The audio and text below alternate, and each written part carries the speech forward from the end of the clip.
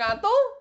Teka-teki pertemuan Prabowo dengan Jokowi di Solo, di rumah Pak Jokowi, dan berlanjut makan malam di angkringan Rumah Semar, akhirnya terkuak. Iya, apa sih? Ada deh, ada. Serius lu, Gri. Seriusan.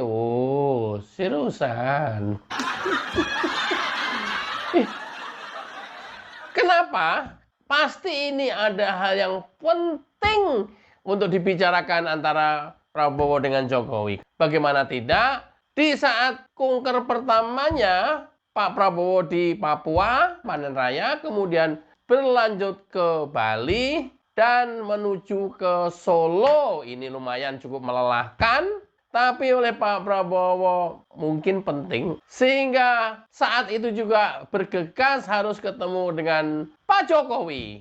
Apa, Gri? Ya nggak tahu. Nanti. Seriusan lo, Gri? Iya. Luar biasa. Pak, Pak Presiden, capek-capek udah. enggak Pak. Kan naik pesawat Pak. Udah Capek.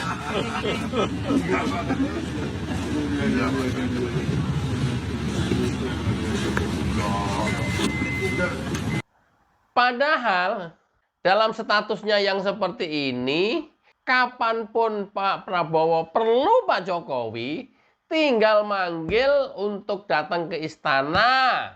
Tapi oleh Pak Prabowo kenapa itu nggak dilakukan? Inilah adab, sopan santun, dan kerendahan hati Pak Prabowo menghargai Pak Jokowi selaku mantan presiden. Sampai di sini paham ya? Sampai di sini adab ketimuran paham ya? Inilah humble-nya atau rendah hatinya Pak Prabowo terhadap Pak Jokowi walaupun sudah mantan presiden. Padahal bisa saja tinggal manggil. Coba bayangkan dari dulu masih berkumpulnya dengan orang-orang Amin Rais, Habib Rizik, Refli Harun, Din Samsudin, Faisal Assegaf, Gatot Nurmantio, Egy Sujana, Dr. Tifa, kayak pemilu yang lalu, yang waktu kalah, 2 kali kalah itu. Coba kalau Pak Prabowo itu masih ngumpul bersama-sama mereka. Gri, kok lu kesana sih arahnya? Lo fakta aja. Kontestasi Pilpres sebelumnya dengan Pak Jokowi, kita tahu kan? Nah, Pak Prabowo kemudian diajak Pak Jokowi hijrah dan bergabung menjadi satu di pemerintahan, menjadi orang yang humble, santun, adabnya tinggi, rendah hati, dekat dengan masyarakat, dekat dengan rakyat. Dan sekarang kelompok itu ketika ditinggal Pak Prabowo, mereka ada di sana, masih tetap seperti itu. Garang, antagonis, pecicilan, norak. Sampai dengan hari ini, kita bisa lihat tuh. Arogan, so yes, itu sampai dengan saat ini. Ya, merasa orang lain salah, dia sendiri yang benar. Itu tuh. Kelompok-kelompok dulu waktu Pak Prabowo ada di sana, dan sekarang sudah ditinggalkan, Pak Prabowo ada di Pak Jokowi. Beda kan? Beda. Memang alam ini hanya ada 2, hitam putih, baik buruk. Nah, baik itu buruk.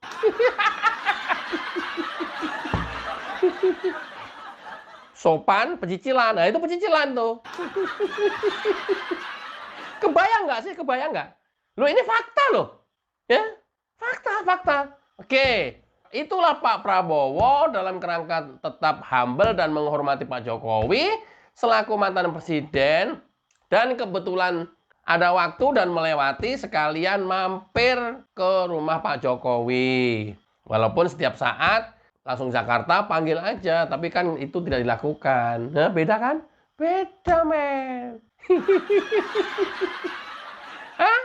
Pun demikian, Pak Jokowi dengan memang yang karakternya seperti itu, tetap humble, tetap rendah hati. Kelihatan dari putaran video awal yang tadi tuh, Apalagi selaku mantan presiden yang sudah menjadi rakyat biasa, masih dikunjungi oleh Pak Prabowo, masih dikunjungi oleh presiden ke rumahnya. Ini sesuatu yang luar biasa. Terjadi di era-era presiden sebelumnya. Loh, enggak. Ini fakta yang memang belum pernah ada kan? Pemandangan-pemandangan yang selama hidup setelah merdeka sampai dengan hari ini kita belum pernah menyaksikan. Akui nggak diakui. Mungkin Pak Jokowi juga akan berkata, aduh Pak Presiden, kalau perlu mau tinggal manggil aja, nanti saya yang ke istana. Bisa jadi seperti itu. Oh enggak Pak, kami berkunjung aja ke rumah Bapak, mumpung lewat. Capek-capek kok ya. Enggak Pak. Terjadi di presiden sebelumnya. Antara Megawati dengan SBY gitu.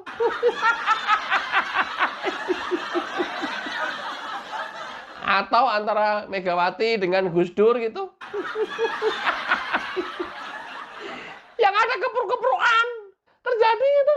Yang pemandangannya seperti ini. Loh, kayak gini-ginian kan harus diakui. Belum pernah terjadi pemandangan seperti ini. Nggak usah nyari yang neko-neko lah.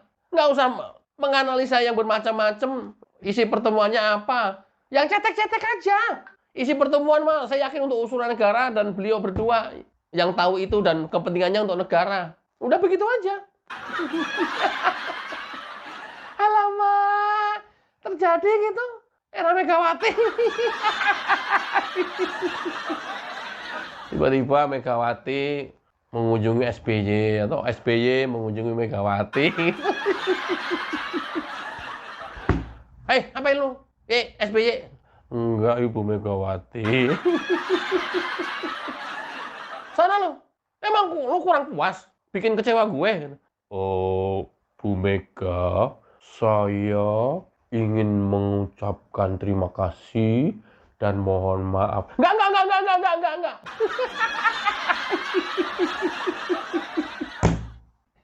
Kira-kira ilustrasi saya seperti itu. Karena pada saat sehari Jokowi ada di rumah, semua tamu terus saja berdatangan ke rumahnya, dari mulai presiden, calon gubernur, calon wakil gubernur, calon bupati, wakil bupati, calon wali kota, wakil wali kota, semuanya berkunjung berbondong-bondong dan bergantian ke rumah Jokowi. Terjadi gitu di era presiden sebelumnya. Loh, Pak Jokowi kan bukan ketua partai, bukan ketum partai. Biasanya yang dikunjungin, yang diminta dukungan, yang dilobi-lobi, itu kan ketua partai. Pak Jokowi kan bukan siapa-siapa. Sudah rakyat biasa, mantan presiden memang. Bukan juga ketua partai politik. Ini artinya apa? Bahwa Pak Jokowi mau nggak mau, suka nggak suka, harus diakuin magnetnya masih kuat di masyarakat. Itulah data empiris menunjukkan dan mendukung hasil survei yang 85% rakyat Indonesia puas terhadap kinerja Jokowi. Masih mau bilang survei yang dibuat abal-abal? Masih mau bilang survei yang bisa dipesan? Mau masih bilang survei hanya untuk menyenangkan orang lain? Ini dukungan data empirisnya ada. Loh kalau yang enggak udah selesai. Nggak ada yang datang ke rumah ngapain. Nggak ada yang minta dukungan ke rumah. Nggak ada yang diminta untuk ikutan turun kampanye besok. Ntar lagi nih, kita lihat ya. Nanti akan turun di mana? Kayaknya sih belum mau turun Pak Jokowi. Ntar dulu lah katanya. Nah kalau turun udah selesai itu urusan. Surabaya kemarin Emil Dardak ke rumah Pak Jokowi juga. Kalau Pak Jokowi turun selesai itu urusan. Sama Lutfi udah datang ke rumah juga. Kalau turun udah selesai urusan. Demikian juga bupati, wakil bupati, wali kota dan calon wali kota lainnya. Kalau Pak Jokowi turun selesai ini urusan. Orang pakai sinyal-sinyal aja, orang juga udah pasti memilih siapa yang didukung oleh Pak Jokowi. Loh ini kan data empiris di lapangan yang tidak bisa disampaikan begitu saja. Yang sulit untuk disangkal. Nah itu loh yang bisa kita petik hasil atau pelajaran pertemuan antara Presiden Prabowo dengan mantan Presiden Jokowi kemarin. Nggak usah jauh-jauh analisanya, nggak usah jauh-jauh. Kan kemudian pertanyaan berikutnya, ya kenapa kok nggak ke ketua umum partai yang didatengin? Karena memang dalam perjalanan pemerintah itu kan penentunya dari ketua partai, dukungannya dari ketua umum partai. Terus kenapa juga nggak ke tokoh yang lain? Megawati misalnya. Bang, Megawati melulu. Ya, kenapa kok nggak ke tokoh yang lain? Amin Rais misalnya. Minta dukungan, support pemerintahan misalnya kan bisa juga. Amin Rais juga lagi nunggu-nunggu. Kan nggak dilakukan. Karena orang itu adalah apa perilaku yang mereka lakukan. Apa perbuatan yang mereka lakukan. Itu. Orang gitu dari situ. Ya masa iya mau ke Amin Rais, apa yang bisa diharapkan? Kenapa mesti ke Pak Jokowi? Pertanyaannya. Atau ke tokoh yang lain, Din Samsudin misalnya.